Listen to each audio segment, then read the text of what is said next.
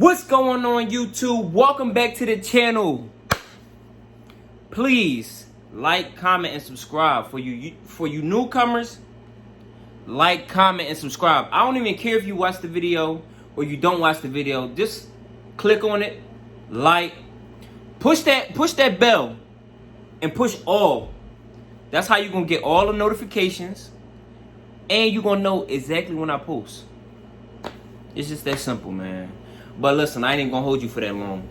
In this video, we're gonna do a reaction video to the top 10 worst hoods in Philadelphia. Let's get right Now, into if you're going to talk about the worst neighborhoods in Philadelphia, the list is really long. A much shorter list would be the best neighborhoods in Philadelphia. We're not going to do that. Nobody wants to know that, and you wouldn't watch it. I know you well. Today, we're going to talk about the bad hoods in Philadelphia. The places we're going to talk about are generally going to be right around here, right north of Center City and generally along the New Jersey state line. In some of these areas, you could score some dope, hear gunshots, and watch some medics revive a fentanyl junkie within a short walk.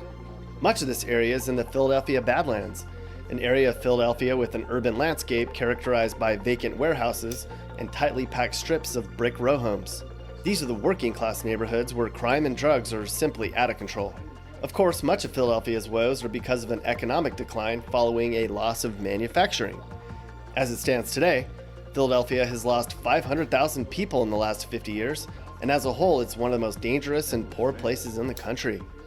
So let's begin.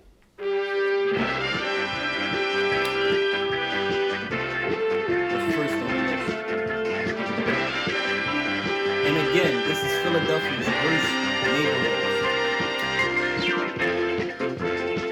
We begin in a neighborhood smack dab in the middle of all the bad neighborhoods of Philly, Frankfort. This part of town is northeast of Center City, about halfway to the airport from downtown proper. Back in the late 80s, this was a scary place too. There was a murderer called the Frankfort Slasher. And one particular intersection at Bridge and Hawthorne was listed as the number 6 top recreational drug corners in the nation. It's a pretty diverse neighborhood, home to a variety of ethnic groups, but like many places in America, there's a history of racial tension here. You definitely wouldn't want to live here. Well, you and I wouldn't.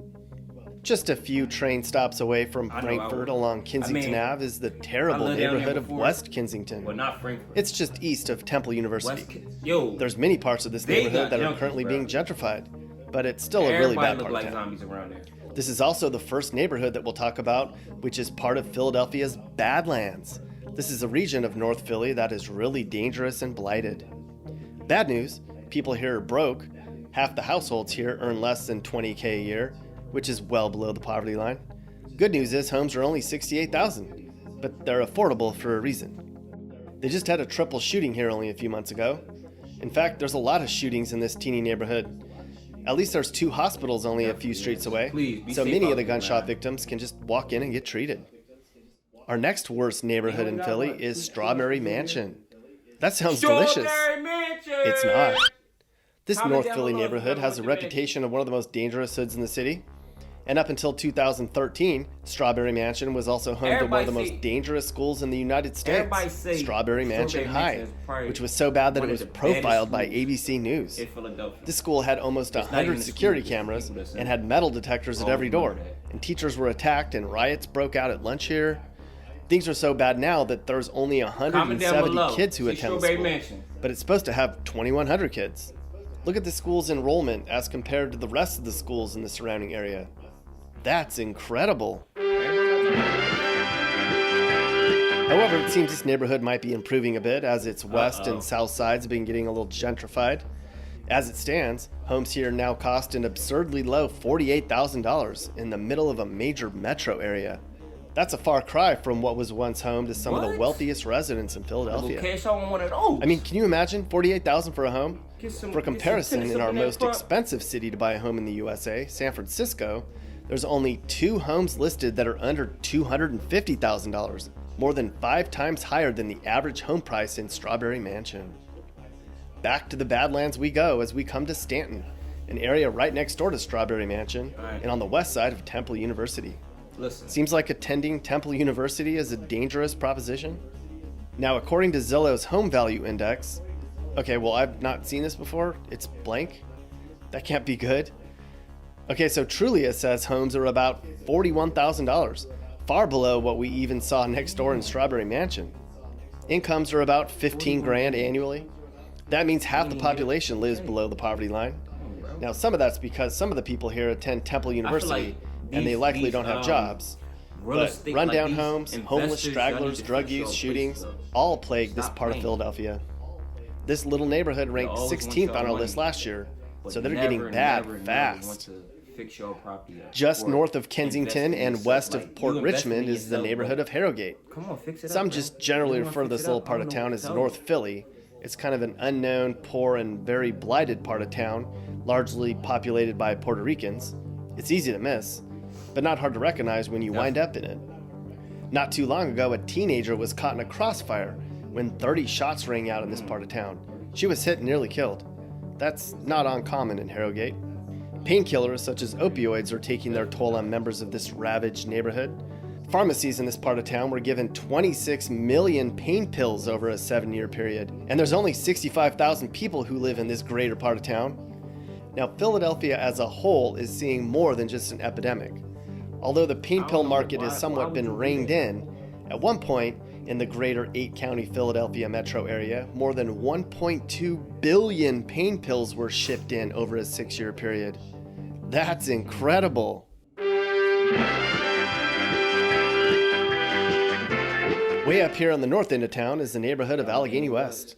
This is a poor black enclave that has suffered post-industrial decline and disinvestment. Allegheny West has suffered from one of the largest population losses of any neighborhood in Philly. Vacant industrial sites are so eye-opening that they use the area for movie sets.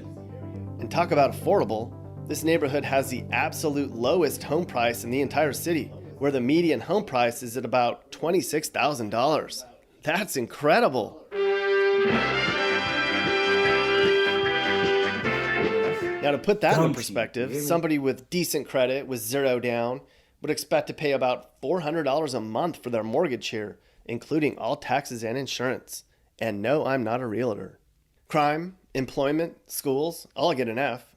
Amenities, A+. What's there to do for amenities that would warrant an A+? They have a trolley car cafe and a country cooking.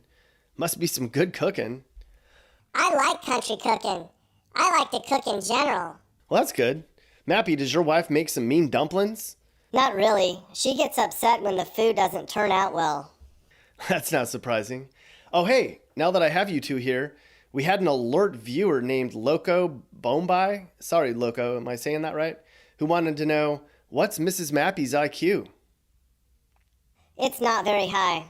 That's not nice. So like 100? 95?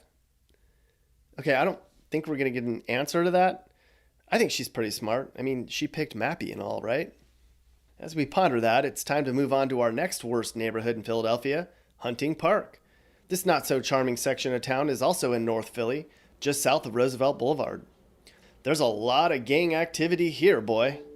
Although much of this area's crime stems from local neighborhood-based street gangs and the drug trade, larger, more organized gangs also operate in the area, including the Black Mafia, Latin Kings, and various motorcycle gangs.